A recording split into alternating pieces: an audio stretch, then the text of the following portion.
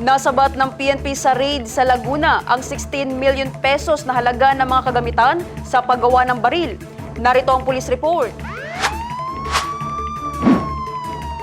Nabuwag ng Criminal Investigation and Detection Group o CIDG ang isang illegal firearms manufacturing operation sa Los Baños, Laguna noong November 29, 2025 ayon sa ibinahaging impormasyon ng Philippine National Police.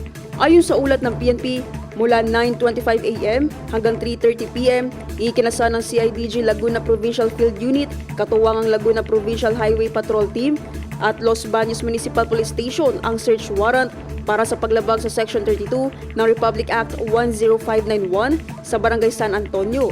Dagdag sa report, nadiskubre sa operasyon ang malaking bilang ng firearm parts at components gaya ng lower at upper receiver, silencers o suppressors, muzzle brakes, handguards, barrels, slides, live ammunition, finished at unfinished magazines, charging handles, grips at recoil springs.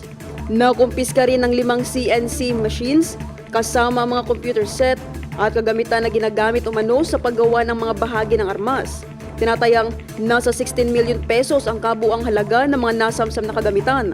Ayon sa ulat, ang subject ng search warrant na kinilala lamang bilang Alan, residente ng nasabing barangay, ay hinihinalang sangkot sa iligal na paggawa ng mga bahagi ng long firearms. Siya ay kasalukuyang at large habang inihahanda ang kasong kriminal para sa paglabag sa Section 32 ng RA 10591. Pinuri ni Acting Chief PNP Police Lieutenant General Jose Melencio Nartates Jr. ang mabilis at maayos na koordinasyon ng mga operatiba.